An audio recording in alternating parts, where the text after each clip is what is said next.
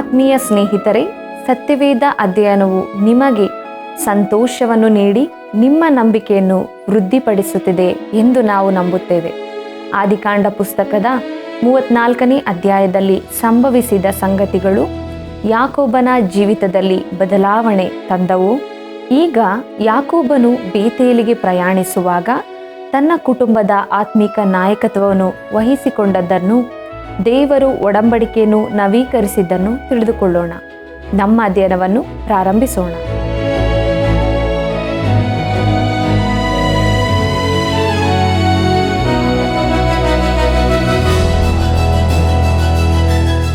ಬಾಯನ್ನು ಕಾಯುವವನು ಜೀವವನ್ನು ಕಾಯುತ್ತಾನೆ, ತುಟಿಗಳನ್ನು ತೆರೆದು ಬಿಡುವವನು ನಾಶವಾಗುವನು. ಜ್ಞಾನೋಕ್ತಿಗಳು 13:3.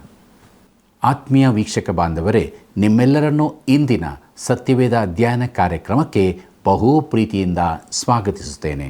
ದೇವರ ವಾಕ್ಯ ಧ್ಯಾನದಲ್ಲಿ ನಾವು ಮುಂದೆ ಸಾಗುತ್ತಾ ಇದ್ದೇವೆ. ಆದಿಕಾಂಡ ಪುಸ್ತಕದ 35ನೇ ಅಧ್ಯಾಯದ ಮುಖ್ಯ ಪ್ರಸ್ತಾಪವನ್ನು ಈಗ ನೋಡೋಣ. ಯಾಕೋಬನು ಬೇತೇಲಿಗೆ ಹಿಂದಿರುಗಿದ್ದು, ದೇವರು ಒಡಂಬಡಿಕೆಯನ್ನು ನವೀಕರಿಸಿದ್ದು, ಬೆನ್ಯಾಮೀನನು ಹುಟ್ಟುವಾಗ ರಾಹೇಲಳು ಮೃತಪಟ್ಟದ್ದು ಮತ್ತು ಈಸಾಕನ ಮರಣ ಎಂಬುದೇ. ಪ್ರಿಯರೇ, ಆದಿಕಾಂಡ ಪುಸ್ತಕ 34ನೇ ಅಧ್ಯಾಯದಲ್ಲಿ ಸಂಭವಿಸಿದ ಸಂಗತಿಗಳಲ್ಲಿ ನಾವು ನಿಜವಾಗಿಯೂ ಹೆಚ್ಚಾದ ಬದಲಾವಣೆಯನ್ನೇನೂ ಕಂಡಿರುವುದಿಲ್ಲ. ಯಾಕೋಬನು ಪೆನುವೇಲಕ್ಕೆ ಬಂದಾಗ ಒಂದು ಪ್ರಚಂಡವಾದ ಸಂಗತಿಯು ಅವನಿಗೆ ಸಂಭವಿಸಿತು. ಅವನ ಜೀವನದ ಆರಂಭದಿಂದ ಹಿಡಿದು ಪೆನುವೇಲ್ ಎಂಬ ಸ್ಥಳದವರೆಗೂ ಅವನ ಜೀವಿತವು ಸ್ವಯಂ ಹೇಳಿಕೆಯ, ಶರೀರದ ಸಮರ್ಥನೆಯ ಗುಣಗಳಿಂದ ತುಂಬಿಕೊಂಡಿತ್ತು. ಪೆನುವೇಲ್ ಬಳಿಯಲ್ಲಿ ಸಂಭವಿಸಿದ ನಿಜವಾದ ಸಂಗತಿಯು ಯಾವುದೆಂದರೆ ಸ್ವಯಂ ಎಂಬುದರ ಬೀಳುವಿಕೆಯಾಗಿತ್ತು. ಅವನು ಅಲ್ಲಿ ಏನೂ ಇಲ್ಲದವನಾಗಿ ಕಂಡುಬಂದನು. ಪ್ರಿಯರೇ, ಯಾಕೋಬನು ಶೆಕೆಮ್ ಎಂಬ ಈ ಸ್ಥಳದಲ್ಲಿ ನಿಂತಿದ್ದು ಬಹು ದುರಂತದ ಸಂಗತಿಯಾಗಿತ್ತು ಎಂಬುದಾಗಿ. ಆದರೆ ಪ್ರಿಯರೇ, ಒಂದು ಪ್ರಶ್ನೆಯನ್ನು ನಾವು ಹಾಕಿಕೊಳ್ಳೋಣ. ಅದೇನೆಂದರೆ, ಯಾಕೋಬನು ಬೇತೇಲಿಗೆ ಹೋಗಲು ಸಿದ್ಧನಾಗಿದ್ದನೋ? ದೇವರು ಅವನಿಗೆ ಅಲ್ಲಿ ನೀಡಲಿರುವ ಅನುಭವಗಳಿಗಾಗಿ ಅವನು ಸಿದ್ಧನಾಗಿದ್ದನೋ? ಇಲ್ಲ ಪ್ರಿಯರೇ, ಅವನು ಸಿದ್ಧನಾಗಿರಲಿಲ್ಲ. ಯಾಕೋಬನು ತನ್ನ ಕುಟುಂಬದ ನಾಯಕನೂ ಆಗಿರುವುದಿಲ್ಲ ಎಂಬುದನ್ನು ಅವನ ಜೀವಿತದಲ್ಲಿ ಸಂಭವಿಸಿದ ಬಹು ದುರಂತದ ಸಂಗತಿಗಳು ಪ್ರಕಟಿಸುತ್ತವೆ. ಅವನು ಯಾವ ಕಾರಣಕ್ಕೂ ಆತ್ಮಿಕ ದೈತ್ಯನಾಗಿರುವುದಿಲ್ಲ ಮತ್ತು 11 ಮಂದಿ ಗಂಡು ಮಕ್ಕಳೊಂದಿಗೆ ನಿರ್ವಹಿಸಲು ಯಾಕೋಬನು ನಿಜವಾಗಿಯೂ ಸಿದ್ಧನಾಗಿರಲಿಲ್ಲ.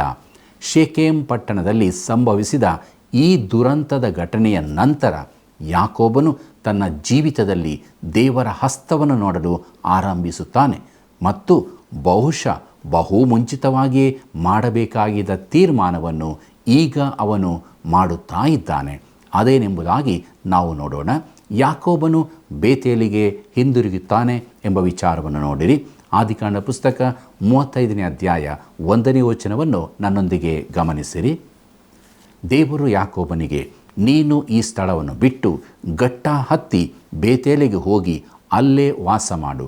ನೀನು ನಿನ್ನ ಅಣ್ಣನಾದ ಏಸಾವನ ಬಳಿಯಿಂದ ಓಡಿ ಹೋದ ಕಾಲದಲ್ಲಿ ದೇವರು ಅಲ್ಲಿ ನಿನಗೆ ದರ್ಶನ ಕೊಟ್ಟನಲ್ಲ, ಆತನಿಗಾಗಿ ಯಜ್ಞವೇದಿಯನ್ನು ಕಟ್ಟಿಸು ಎಂದು ಹೇಳಿದನು ಎಂಬುದೇ. ಪ್ರಿಯ ವೀಕ್ಷಕರೇ, ಈಗ ದೇವರು ಯಾಕೋಬನಿಗೆ ಬೇತೇಲಿಗೆ ಹಿಂತಿರುಗುವಂತೆ ಕರೆ ನೀಡುತ್ತಾ ಇದ್ದಾನೆ.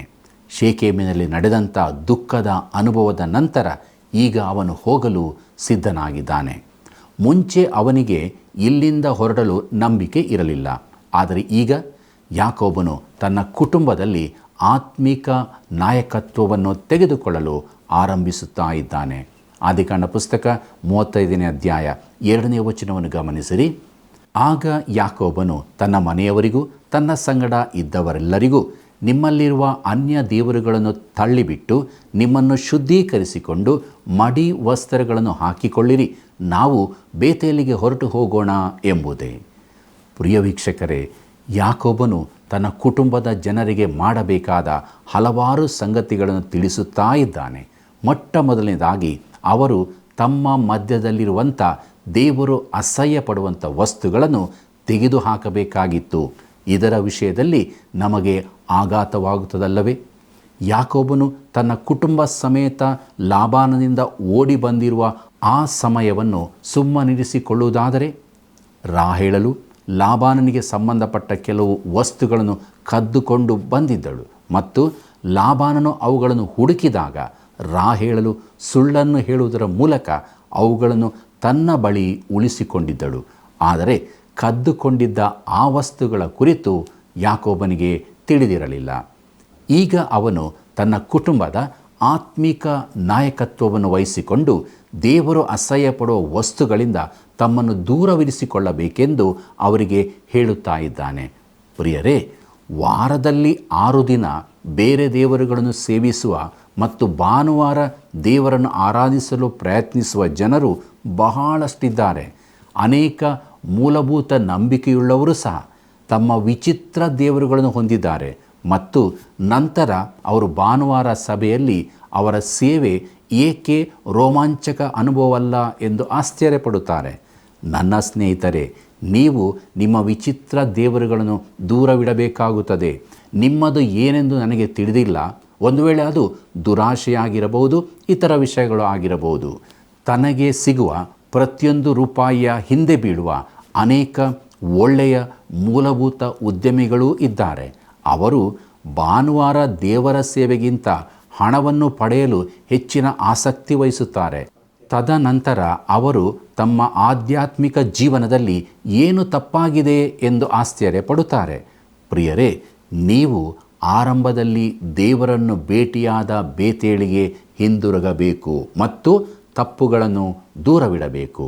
ಇನ್ನು ಎರಡನೇದಾಗಿ ಯಾಕೋಬನು ಹೇಳುತ್ತಿರುವುದೇನೆಂದರೆ ನಿಮ್ಮನ್ನು ಶುದ್ಧೀಕರಿಸಿಕೊಂಡು ಎಂಬುದಾಗಿ. ಈ ಸಂಗತಿಯು ಒಬ್ಬ ವಿಶ್ವಾಸಿಗೆ ಪಾಪದ ಅರಿಕೆ ಮಾಡುವುದು ಆಗಿರುತ್ತದೆ. ವಿಶ್ವಾಸಿಗಳಾದ ನಾವು ನಮ್ಮ ಜೀವಿತದಲ್ಲಿನ ಪಾಪದೊಂದಿಗೆ ವ್ಯವಹರಿಸಬೇಕಾಗಿದೆ. ನಮ್ಮ ಹೊರಗಡೆ ಶರೀರವನ್ನು ನಾವು ಶುದ್ಧೀಕರಿಸಿಕೊಳ್ಳಬಹುದು, ಆದರೆ ಆಂತರ್ಯದಲ್ಲಿ ನಮ್ಮ ಆತ್ಮವು ಪಾಪದ ದುರ್ವಾಸನೆಯಲ್ಲಿ ಇರುತ್ತದೆ. ಅದಕ್ಕೂ ಶುದ್ಧೀಕರಣ ಅವಶ್ಯಕತೆ ಇರುತ್ತದೆ. ಪಾಪದ ಅರಿಕೆಯು ಬಹು ಅವಶ್ಯವಾಗಿದೆ. ಪ್ರಿಯರೇ, ನಾವು ಪಾಪಗಳನ್ನು ಅರಿಕೆ ಮಾಡಿದಾಗ ಆತನು ಖಂಡಿತವಾಗಿಯೂ ನಮ್ಮನ್ನು ಕ್ಷಮಿಸುತ್ತಾನೆ. ಇನ್ನು ಮೂರನೆಯದಾಗಿ ಯಾಕೋಬನು ಹೇಳುತ್ತಿರುವುದೇನೆಂದರೆ ಮಡಿ ವಸ್ತ್ರಗಳನ್ನು ಹಾಕಿಕೊಳ್ಳಿರಿ ಎಂಬುದಾಗಿ. ಪ್ರಿಯರೇ, ದೇವರ ವಾಕ್ಯದಲ್ಲಿ ವಸ್ತ್ರಗಳು ಎಂಬುದಾಗಿ ಹೇಳುವಾಗ ಅವು ನಮ್ಮ ಅಭ್ಯಾಸಗಳು ಅಥವಾ ರೂಢಿಗಳ ಕುರಿತು ಮಾತಾಡುತ್ತವೆ. ದೇವರ ಮಕ್ಕಳು ಎನಿಸಿಕೊಳ್ಳುವವರು ತಾವು ಯಾರಿಗೆ ಸಂಬಂಧಪಟ್ಟವರು ಎನ್ನುವ ರೀತಿಯಲ್ಲಿ ವರ್ತಿಸಬೇಕು ಅಥವಾ ನಡೆದುಕೊಳ್ಳಬೇಕಾಗಿರುತ್ತದೆ ಮತ್ತು ಧರಿಸುವಂಥ ಉಡುಪು ಸಹ ಅದನ್ನು ತೋರಿಸಿಕೊಡಬೇಕಾಗುತ್ತದೆ. ಪ್ರಿಯರೇ, ನಾವು ಕರ್ತನಾದ ಯೇಸು ಕ್ರಿಸ್ತನ ಅಭ್ಯಾಸಗಳನ್ನು ಧರಿಸಿಕೊಂಡಿರುವೆವೋ? ನಾವು ಇರುವಂಥ ಸ್ಥಳದಲ್ಲಿ ನಮ್ಮ ಉಡುಪು ಅದನ್ನು ತೋರಿಸಿಕೊಡುತ್ತದೋ? ಯಾಕೋಬನು ಬೇತೇಲಿಗೆ ಹಿಂದಿರುಗಿದ ದಿನದಂದು ದೇವರಿಗಾಗಿ ಜೀವಿಸಲು ಆರಂಭಿಸಿದನು. ಅಲ್ಲಿಯವರೆಗೂ ಅವನು ಹಾಗಿರಲಿಲ್ಲ. ಆದರೆ ಈಗ ಅವನು ಹೇಳುತ್ತಿರುವುದೇನೆಂದರೆ ನಾವು ಬೇತೇಲಿಗೆ ಹಿಂದಿರುಗಿ ಹೋಗೋಣ ಎಂಬುದಾಗಿ. ಇಂದು ನಮ್ಮ ಜೀವಿತದಲ್ಲಿ ಅದು ಅವಶ್ಯವಾಗಿದೆ. ಪ್ರಿಯರೇ, ಮುಂದಕ್ಕೆ ನೋಡ್ರಿ, ಆದಿಕಾಂಡ ಪುಸ್ತಕ 35ನೇ ಅಧ್ಯಾಯ 3ನೇ ವಚನವನ್ನು. ಕಷ್ಟ ಕಾಲದಲ್ಲಿ ನನ್ನ ವಿಜ್ಞಾಪನೆಯನ್ನು ಲಾಲಿಸಿ ನಾನು ಹೋದ ಮಾರ್ಗದಲ್ಲೆಲ್ಲ ನನ್ನ ಸಂಗಡ ಇದ್ದ ದೇವರಿಗೆ ಅಲ್ಲಿ ಯಜ್ಞವೇದಿಯನ್ನು ಕಟ್ಟಿಸುತ್ತೇನೆ ಎಂದು ಹೇಳಿದನು ಎಂಬುದೇ. ಪ್ರಿಯ ವೀಕ್ಷಕರೇ, ಅಬ್ರಹಾಮನು ಮತ್ತು ಈಸಾಕನು ಯಜ್ಞವೇದಿಗಳನ್ನು ಕಟ್ಟಿಸಿದ್ದರು ಮತ್ತು ಈಗ ಯಾಕೋಬನು ಯಜ್ಞವೇದಿಯನ್ನು ಕಟ್ಟಿಸುತ್ತಾ ಇದ್ದಾನೆ. ಅದಕ್ಕಾಗಿ ನಾವು ದೇವರನ್ನು ಕೊಂಡಾಡೋಣ. ಈಗ ದೇವರಿಗಾಗಿ ಅವನು ಸಾಕ್ಷಿಯನ್ನು ಹೊಂದಿರುತ್ತಾನೆ. ಪ್ರಿಯರೇ, ತಾನು ಯೌವನಸ್ಥನಾಗಿ ಮನೆಯನ್ನು ಬಿಟ್ಟು ಓಡಿ ಹೋಗುತ್ತಿದ್ದ ಸಮಯದಲ್ಲಿ ತನ್ನ ಏಕಾಂತತೆಯಲ್ಲಿ ಬೇತೇಲಿಗೆ ಬಂದಾಗ ದೇವರು ಅವನಿಗೆ ನಂಬಿಗಸ್ತನಾಗಿದ್ದನು ಎಂಬುದನ್ನು ಯಾಕೋಬನು ಸ್ಮರಿಸಿಕೊಳ್ಳುತ್ತಾ ಇದ್ದಾನೆ. ದೇವರು ಆಗ ಯಾಕೋಬನಿಗೆ ನಾನು ನಿನಗೆ ನಂಬಿಗಸ್ತನಾಗಿರುತ್ತೇನೆ ಎಂಬುದಾಗಿ ಹೇಳಿದ್ದನು. ಈಗ ಹಲವಾರು ವರ್ಷಗಳು ಕಳೆದು ಹೋಗಿವೆ ಮತ್ತು ದೇವರು ನಿಶ್ಚಯವಾಗಿಯೂ ಅವನಿಗೆ ನಂಬಿಗಸ್ತನಾಗಿಯೇ ಇದ್ದಾನೆ.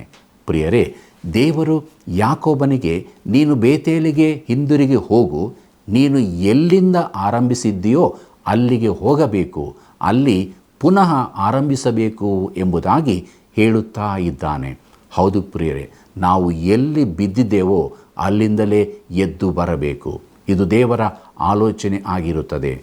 ಮುಂದಕ್ಕೆ ನಾವು ಕಳಪೆ ವಿಶ್ವಾಸದ ಜೀವನವನ್ನು ನಡೆಸುವುದರಲ್ಲಿ ನಾವು ಕಳೆಯುವ ವರ್ಷಗಳು ಸಂಪೂರ್ಣವಾಗಿ ಸಮಯ ವ್ಯರ್ಥ ಎಂದು ನಾವು ಗುರುತಿಸಬೇಕು.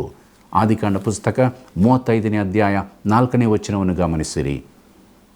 ಆಗ ಅವರು ತಮ್ಮಲ್ಲಿದ್ದ ಎಲ್ಲ ಅನ್ಯ ದೇವರುಗಳನ್ನು, ತಮ್ಮ ಕಿವಿಗಳಲ್ಲಿದ್ದ ಮುರುವುಗಳನ್ನು ಯಾಕೋಬನಿಗೆ ಒಪ್ಪಿಸಲು ಅವನು ಅವುಗಳನ್ನು ಶೆಕೆಮ್ ಪಟ್ಟಣದ ಹತ್ತಿರವಿರುವ ಏಲ ವೃಕ್ಷದ ಬುಡದಲ್ಲಿ ಹೂಳಿಟ್ಟನು ಎಂಬುದೇ. ಪ್ರಿಯರೇ, ಈ ವಾಕ್ಯ ಭಾಗದಲ್ಲಿ ನಾವು ಒಂದು ಆಘಾತದ ವಿಷಯವನ್ನು ತಿಳಿಯಲಿದ್ದೇವೆ. ಅದೇನೆಂದರೆ, ಅವರು ತಮ್ಮ ಕಿವಿಗಳಲ್ಲಿ ಹಾಕಿಕೊಂಡ ಮುರುವುಗಳು ಅಂದಿನ ದಿನದ ದೇವರು ಅಸಹ್ಯ ಪಡುವ ಆರಾಧನೆಗೆ ಸಂಬಂಧಿಸಿದ್ದವುಗಳಾಗಿದ್ದವು.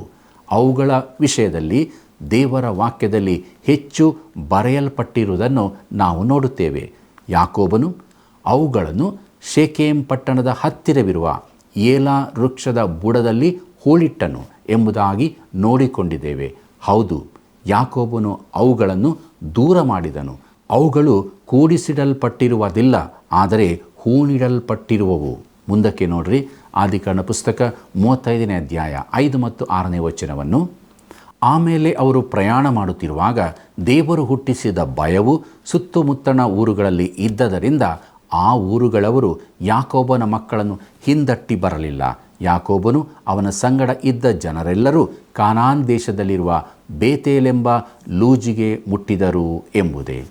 ಪ್ರಿಯರೇ, ಯಾಕೋಬನು ಈ ಸ್ಥಳಕ್ಕೆ ಬೇತೇಲ್ ಎಂದು ಹೆಸರನ್ನು ಸೂಚಿಸುವ ಮುಂಚೆ ಅದು ಲೂಜ್ ಎಂಬ ಹೆಸರಿನೊಂದಿಗೆ ಕರೆಯಲ್ಪಟ್ಟ ಪಟ್ಟಣವಾಗಿತ್ತು ಮತ್ತು ಅಂದಿನ ದಿನದ ಜನರಿಗೆ ಅದು ಲೂಜ್ ಎಂಬುದಾಗಿ ತಿಳಿಯುತ್ತೇ ಹೊರತು ಬೇತೇಲ್ ಎಂಬುದಾಗಿ ಅಲ್ಲ.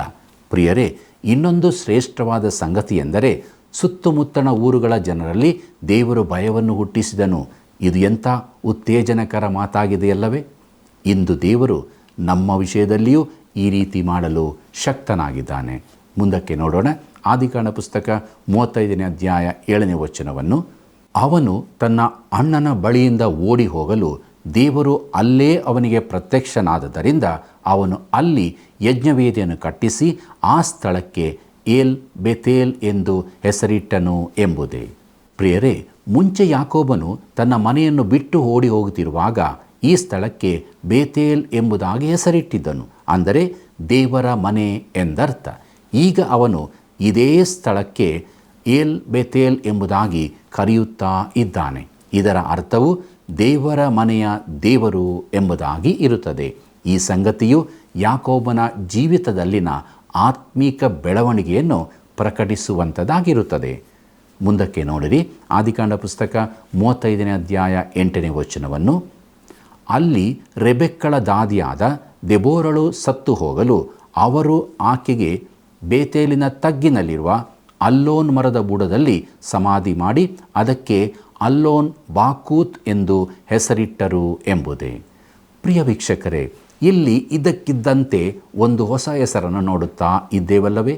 ನೋಡಿರಿ, ದೆಬೋರಾ ಎಂಬ ಈ ಸ್ತ್ರೀಯು ಯಾಕೋಬನ ತಾಯಿಯಾದ ರೆಬೆಕ್ಕಳ ದಾದಿಯಾಗಿದ್ದಳು. ದೇವರ ವಾಕ್ಯವು ರೆಬೆಕ್ಕಳ ಮರಣದ ಕುರಿತು ಏನನ್ನೂ ಹೇಳುವುದಿಲ್ಲ. ಆರಂಭದಲ್ಲಿ ಯಾಕೋಬನನ್ನು ಮನೆಯಿಂದ ಕಳಿಸುವಾಗ ಅದು ಸ್ವಲ್ಪ ಸಮಯದವರೆಗೆ ಮಾತ್ರ ಎಂಬುದಾಗಿ ರೆಬೆಕ್ಕಳು ಅಂದುಕೊಂಡು ಅವನನ್ನು ಕಳುಹಿಸಿದ್ದಳು. ಆದರೆ ಅದು ಬಹು ದೀರ್ಘಕಾಲವಾಗಿ ಕೊನೆಗೆ ಆಕೆಯು ತನ್ನ ಮಗನನ್ನು ನೋಡಲೇ ಇಲ್ಲ. ರೆಬೆಕ್ಕಳು ಮರಣ ಹೊಂದಿದ ಸುದ್ದಿಯನ್ನು ದೆಬೋರಳು ಯಾಕೋಬನಿಗೆ ತಂದು ಮುಟ್ಟಿಸಿದ್ದಳು ಎಂಬುದು ಸಹಜವಾಗಿ ತಿಳಿದು ಬರುವಂಥ ಸಂಗತಿಯಾಗಿದೆ. ಅದರ ನಂತರ ಆಕೆಯು ಯಾಕೋಬನೊಂದಿಗೆ ವಾಸ ಮಾಡಿದ್ದಳು. ಈಗ ದೆಬೋರಳು ಮರಣ ಹೊಂದಿದಳು. ಮುಂದಕ್ಕೆ ನೋಡಿರಿ, ದೇವರು ಒಡಂಬಡಿಕೆಯನ್ನು ನವೀಕರಿಸುತ್ತಾನೆ ಎಂಬುದಾಗಿ.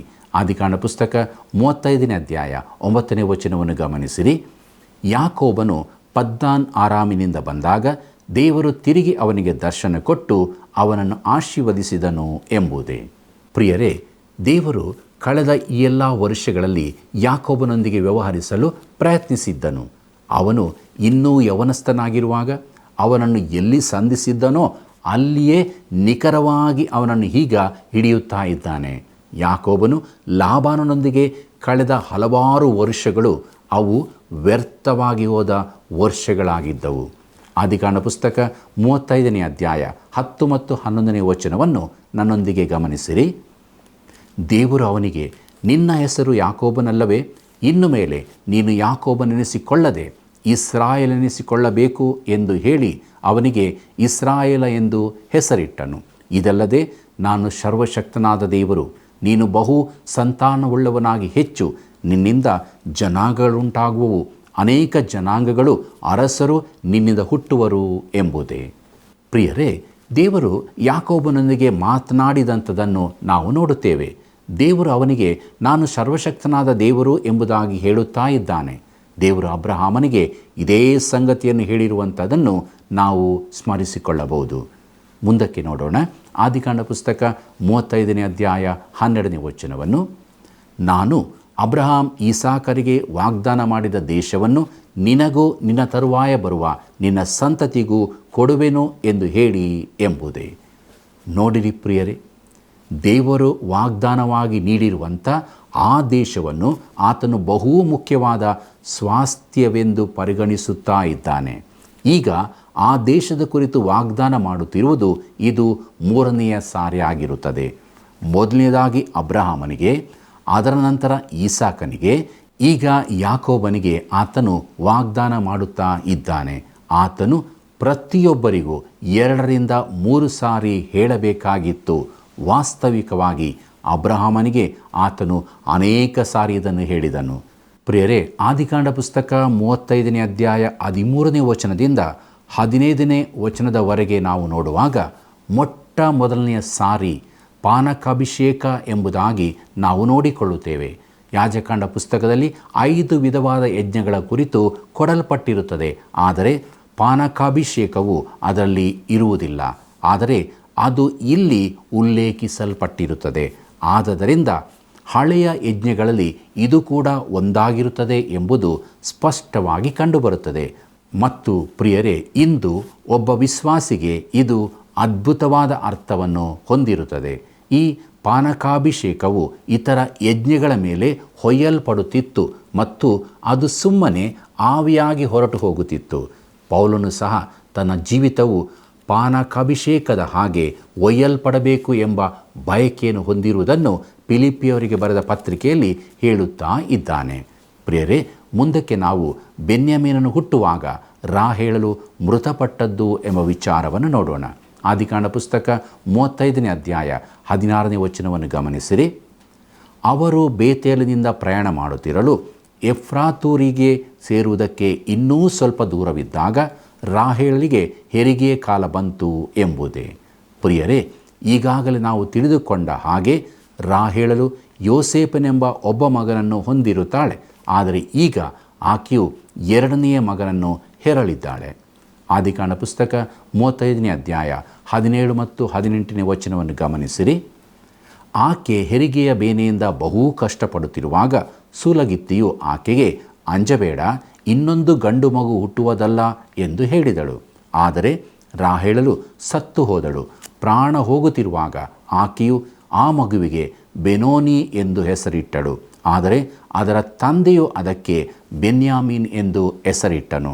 ಹಾಗೆ ರಾಹೇಲಳು ಮೃತಪಟ್ಟಳು ಎಂಬುದೇ. ಪ್ರಿಯ ವೀಕ್ಷಕರೇ, ಇಲ್ಲಿ ಒಂದು ಅದ್ಭುತಕರವಾದ ಒಂದು ಸಂಗತಿಯನ್ನು ನೋಡುತ್ತೇವೆ. ಅದು ರಾಹೇಲಳ ಮರಣವಾಗಿರುವುದಿಲ್ಲ, ಆದರೆ ಅಲ್ಲಿ ಜರುಗಿದ ಸಂಗತಿಗಳ ಕುರಿತಾಗಿರುತ್ತದೆ. ರಾಹೇಲಳು ಸಾಯುವಾಗ ತನ್ನ ಮಗುವಿಗೆ, ಇವನನ್ನು ನನ್ನ ಕಷ್ಟದ ಮಗನು ಎಂದು ಕರೆಯಿರಿ ಎಂಬುದಾಗಿ ಹೇಳಿದಳು. ಆದರೆ ಯಾಕೋಬನು ಆ ಮಗುವನ್ನು ನೋಡಿ, ನನ್ನ ಪ್ರೀತಿಯ ರಾಹೇಲಳನ್ನು ಕಳೆದುಕೊಂಡಿದ್ದೇನೆ, ಆದ್ದರಿಂದ ಈ ಮಗು ನನ್ನ ಬಲಗೈ, ಇವನನ್ನು ಬೆನ್ಯಾಮೀನ್ ಎಂದು ಕರೆಯುತ್ತೇನೆ ಎಂಬುದಾಗಿ ಹೇಳುತ್ತಾ ಇದ್ದಾನೆ. ಪ್ರಿಯರೇ, ಯಾಕೋಬನು ರಾಹೇಲಳ ಮಕ್ಕಳ ಕಡೆಗೆ ಪಕ್ಷಪಾತಿಯಾಗಿದ್ದನು. 2ನೆಯ ಮಗನ ಜೀವವು ರಾಹೇಲಳ ಮರಣವಾಗಿತ್ತು. ಪ್ರಿಯ ವೀಕ್ಷಕರೇ, ಯಾಕೋಬನ ಉಳಿದ 10 ಮಕ್ಕಳು ಅವನಿಗೆ ಉಲ್ಲಾಸವಾಗಿರಲಿಲ್ಲ. ಒಂದಕ್ಕಿಂತ ಹೆಚ್ಚು ಹೆಂಡತಿಯರನ್ನು ಹೊಂದಿರುವುದು ಪಾಪಮಯವಾಗಿದೆ ಎಂಬುದನ್ನು ಬಹುಶಃ ದಿನದ 24 ಗಂಟೆಗಳ ಕಾಲವೂ ದೇವರು ಅವನಿಗೆ ಜ್ಞಾಪಕಪಡಿಸುತ್ತಿದ್ದಿರಬಹುದು. ಹೇಗೂ ದೇವರು ಅತಿಕ್ರಮಿಸುತ್ತಾನೆ. ಆತನು ನಮ್ಮೆಲ್ಲರ ಜೀವಿತಗಳನ್ನು ಅತಿಕ್ರಮಿಸುತ್ತಾನೆ ಮತ್ತು ಅದಕ್ಕಾಗಿ ನಾವು ಆತನಿಗೆ ಕೃತಜ್ಞತೆಗಳನ್ನು ಸಲ್ಲಿಸಬೇಕು. ಯೋಸೇಫನು ತನ್ನ ಅಣ್ಣಂದಿರಿಂದ ಹೊಂದಿದ ಉಪಚಾರದಲ್ಲಿ ಇದು ವಿಶೇಷವಾಗಿ ಕಂಡುಬರುವಂಥದ್ದಾಗಿದೆ. ಪ್ರಿಯರೇ, ಯಾಕೋಬನು ಯೋಸೇಫನನ್ನು ಮತ್ತು ಬೆನ್ಯಾಮೀನನ್ನು ಪ್ರೀತಿಸಿದನು ಮತ್ತು ಪ್ರಾಮಾಣಿಕವಾಗಿ ಇತರ ಮಕ್ಕಳು ಅದರ ವಿಷಯದಲ್ಲಿ ಹೊಟ್ಟೆ ಕಿಚ್ಚು ಪಡುವವರಾಗಿದ್ದರು. ನೋಡಿರಿ ಪ್ರಿಯರೇ, ನಮ್ಮ ಜೀವಿತದಲ್ಲಿರುವ ಪಾಪಗಳನ್ನು ದೇವರು ಎಂದಿಗೂ ಸಮ್ಮತಿಸುವುದಿಲ್ಲ. ಅವುಗಳನ್ನು ನಾವು ಹಾಗೆಯೇ ದಾಟಿಕೊಂಡು ಹೋಗಬಹುದು ಎಂದು ಆಲೋಚಿಸುತ್ತೇವೆ. ಆದರೆ ಅವುಗಳನ್ನು ಸುಮ್ಮನೆ ದಾಟಿಕೊಂಡು ಹೋಗಲು ಆಗುವುದೇ ಇಲ್ಲ. ಆದಿಕಾಂಡ ಪುಸ್ತಕ 35ನೇ ಅಧ್ಯಾಯ 19-26 ವಚನಗಳಲ್ಲಿ ರಾಹೇಲಳ ಮೃತ ದೇಹವನ್ನು ಬೆತ್ಲೆಹೇಮ್ ಎಂಬ ಎಫ್ರಾತಿನಲ್ಲಿ ಸಮಾಧಿ ಮಾಡಲಾಯಿತು ಮತ್ತು ಅಲ್ಲಿ ಯಾಕೋಬನು ಒಂದು ಕಂಬವನ್ನು ನಿಲ್ಲಿಸಿದನು. ಹಾಗೂ ಮೋಶೆಯು ಈ ಪುಸ್ತಕವನ್ನು ಬರೆಯುವ ಸಮಯದವರೆಗೂ, ಅಷ್ಟೇ ಅಲ್ಲದೆ ಇಂದಿನವರೆಗೂ ಅದು ಅಲ್ಲಿ ಇರುತ್ತದೆ. ಮುಂದೆ ಅವನು ಪ್ರಯಾಣ ಮಾಡಿ ಮಿಗ್ದಲ್ ಏದಾರಿನ ಆಚೆಯಲ್ಲಿ ತನ್ನ ಗುಡಾರವನ್ನು ಹಾಕಿಸಿದ ಕುರಿತು ನಾವು ನೋಡುತ್ತೇವೆ. ನಂತರ ಯಾಕೋಬನು ತನ್ನ ಹೆಂಡತಿಯರಿಂದ ಹೊಂದಿದ ಮಕ್ಕಳ ಹೆಸರಿನ ಪಟ್ಟಿಯನ್ನು ನಾವು ನೋಡುತ್ತೇವೆ. ಪ್ರಿಯರೇ, ಈ ಎಲ್ಲ ಮಕ್ಕಳಲ್ಲಿ ಯೋಸೇಫನು ಮತ್ತು ಬೆನ್ಯಾಮೀನನು ಎದ್ದು ಕಾಣುವವರಾಗಿದ್ದರು. ಉಳಿದವರೆಲ್ಲ ಅಷ್ಟೊಂದು ಒಳ್ಳೆಯವರಾಗಿ ಕಂಡು ಬರಲಿಲ್ಲ ಮತ್ತು ದೇವರು ಬಹುಪತಿತ್ವವನ್ನು ಸಮ್ಮತಿಸುವುದಿಲ್ಲ ಎಂಬ ವಾಸ್ತವಾಂಶವನ್ನು ಇದು ಪುನಃ ಪ್ರಕಟಿಸುವಂಥದ್ದಾಗಿರುತ್ತದೆ. ಪ್ರಿಯರೇ, ಯಾಕೋಬನ ಕುಟುಂಬವು ಅದನ್ನು ನಮಗೆ ಪ್ರದರ್ಶಿಸುತ್ತದೆ. ಮಾವನಾದ ಲಾಬಾನನು ಇದಕ್ಕೆ ಕಾರಣವಾದಾಗಿಯೂ ಯಾಕೋಬನು ಅದರ ಜೊತೆಯಲ್ಲಿಯೇ ಮುನ್ನಡೆದನು. ಮುಂದಕ್ಕೆ ನಾವು ಈಸಾಕನ ಮರಣ ಎಂಬ ವಿಚಾರವನ್ನು ನೋಡೋಣ. ಆದಿಕಾಂಡ ಪುಸ್ತಕ 35ನೇ ಅಧ್ಯಾಯ 28 ಮತ್ತು 29ನೇ ವಚನಗಳನ್ನು ಗಮನಿಸಿರಿ. ಈಸಾಕನು ದಿನ ತುಂಬಿದ ಮುದುಕನಾಗಿದ್ದು 180ನೆಯ ವರುಷದಲ್ಲಿ ಪ್ರಾಣ ಬಿಟ್ಟು ತನ್ನ ಪಿತೃಗಳ ಬಳಿಗೆ ಸೇರಿದನು. ಅವನ ಮಕ್ಕಳಾದ ಏಸಾವ, ಯಾಕೋಬರು ಅವನಿಗೆ ಸಮಾಧಿ ಮಾಡಿದರು ಎಂಬುದೇ. ಪ್ರಿಯರೇ, ಯಾಕೋಬನು ದೇಶಕ್ಕೆ ಹಿಂದಿರುಗಿದ ನಂತರದ ವರ್ಷಗಳಲ್ಲಿ ಈ ಇಬ್ಬರು ಹುಡುಗರನ್ನು ಒಟ್ಟುಗೂಡಿಸಿದ ಏಕೈಕ ಸಂದರ್ಭ ಅವರ ತಂದೆ ಈಸಾಕನ ಮರಣ ಎಂದು ನಾನು ನಂಬುತ್ತೇನೆ. ಪ್ರಿಯರೇ, ಈ ಅಧ್ಯಾಯವು ಮರಣದಿಂದ ಪ್ರಮುಖವಾಗಿದೆ ಎಂದು ನೀವು ಗಮನಿಸಿದ್ದೀರಾ? ಮೊದಲು ರೆಬೆಕ್ಕಳ ದಾಸಿಯಾದ ದೆಬೋರಳ ಸಾವು, ಇದರಲ್ಲಿ ರೆಬೆಕ್ಕಳ ಮರಣದ ಸೂಚನೆ ಇದೆ. ನಂತರ ರಾಹೇಲಳ ಮರಣವಿದೆ. ಅಂತಿಮವಾಗಿ ಅಧ್ಯಾಯವು ಈಸಾಕನ ಮರಣದೊಂದಿಗೆ ಮುಕ್ತಾಯಗೊಳ್ಳುತ್ತದೆ. ಪ್ರೀತಿಯುಳ್ಳ ಸಹೋದರ ಸಹೋದರಿಯರೇ, ದೇವರು ತನ್ನ ವಾಕ್ಯದಲ್ಲಿ ನಮ್ಮ ಸಂಗಡ ಮಾತನಾಡಿದ್ದಾನೆ. ನಾವು ಯಾವಾಗಲೂ ದೇವರ ವಾಕ್ಯಕ್ಕೆ ಕಿವಿಗೊಟ್ಟು ಅದಕ್ಕೆ ವಿಧೇಯರಾಗಿ ಜೀವಿಸಿದಾಗ ಆಶೀರ್ವಾದವನ್ನು ಬಾಧ್ಯವಾಗಿ ಹೊಂದಿಕೊಳ್ಳುತ್ತೇವೆ. ಇಂಥ ಜೀವಿತವನ್ನು ಜೀವಿಸುವುದಕ್ಕಾಗಿ ದೇವರ ಬಳಿ ಬೇಡಿಕೊಳ್ಳೋಣ, ಪ್ರಾರ್ಥನೆ ಮಾಡೋಣ. ಪ್ರಿಯ ರಕ್ಷಕನಾದ ಯೇಸು ಸ್ವಾಮಿಯಲ್ಲಿ ತಂದೆಯಾದ ದೇವರೇ, ನಿನ್ನ ಜೀವವುಳ್ಳ ವಾಕ್ಯಗಳನ್ನು ಅಧ್ಯಯನ ಮಾಡುವಂತೆ ಸಹಾಯ ಮಾಡಿದ್ದಕ್ಕಾಗಿ ನಿನಗೆ ಸ್ತೋತ್ರ.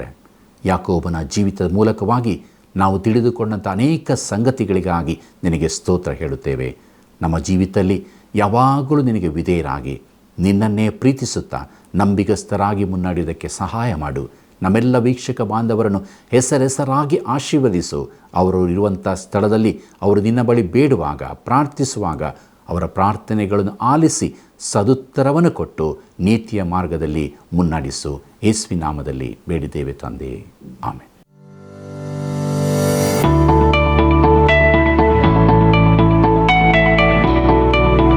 ಇಂದಿನ ಅಧ್ಯಯನಕ್ಕೆ ಒಂದು ಪ್ರಶ್ನೆ. ಬೇತೇಲ್ ಅಂದರೆ ಅರ್ಥವೇನು? ಬೇತೇಲ್ ಅಂದರೆ ಅರ್ಥವೇನು? ಉತ್ತರ: ದೇವರ ಮನೆ, ರೊಟ್ಟಿಯ ಮನೆ, ಗುಡಾರ. ಸರಿಯಾದ ಉತ್ತರವನ್ನು ಆಯ್ಕೆ ಮಾಡಿ ಈಗ ಹೇಳುವ ವಾಟ್ಸಪ್ ಸಂಖ್ಯೆಗೆ ಕಳುಹಿಸಿರಿ. 7618737772.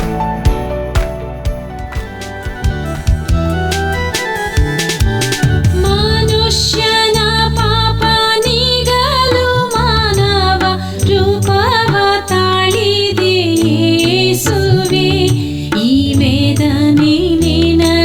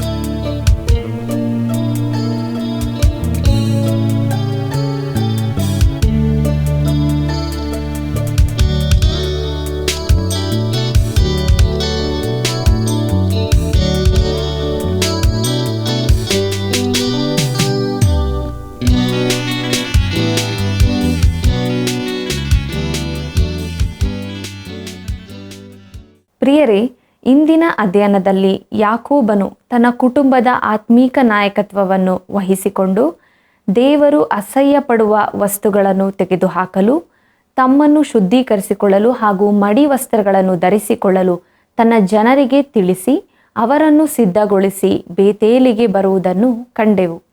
ಆಗ ದೇವರು ತನ್ನ ಒಡಂಬಡಿಕೆಯನ್ನು ಯಾಕೋಬನೊಂದಿಗೆ ನವೀಕರಿಸುತ್ತಾನೆ. ಆದುದರಿಂದ ಪ್ರಿಯರೇ, ನಾವು ಕೂಡ ದೇವರು ಮೆಚ್ಚದಿರುವ ವಿಷಯಗಳನ್ನು ತ್ಯಜಿಸಿ ದಿನಾಲು ಪರಿಶುದ್ಧತೆಯಿಂದ ಪರಿಶುದ್ಧತೆಗೆ ಸಾಗೋಣ. ಆತ್ಮೀಯ ವೀಕ್ಷಕರೇ, ಹೀಗಿತ್ತು ಸತ್ಯವೇದ ಅಧ್ಯಯನ. ನೀವು ಆಶೀರ್ವದಿಸಲ್ಪಟ್ಟಿರುವುದಾದರೆ ಇಂದೇ ಕರೆ ಮಾಡಿರಿ, ಸೇವೆಯನ್ನು ಬೆಂಬಲಿಸಿರಿ. ಮತ್ತೆ ಸಂಧಿಸೋಣ. ವಂದನೆಗಳು. ಈ ಕಾರ್ಯಕ್ರಮ ನಿಮಗೆ ಇಷ್ಟವಾಯಿತೆ? ಈಗಲೇ ಒಂದು ಮಿಸ್ಡ್ ಕಾಲ್ ಕೊಡಿರಿ. ಮುಂದಿನ ವಿಜೇತರು ನೀವಾಗಿರಬಹುದು.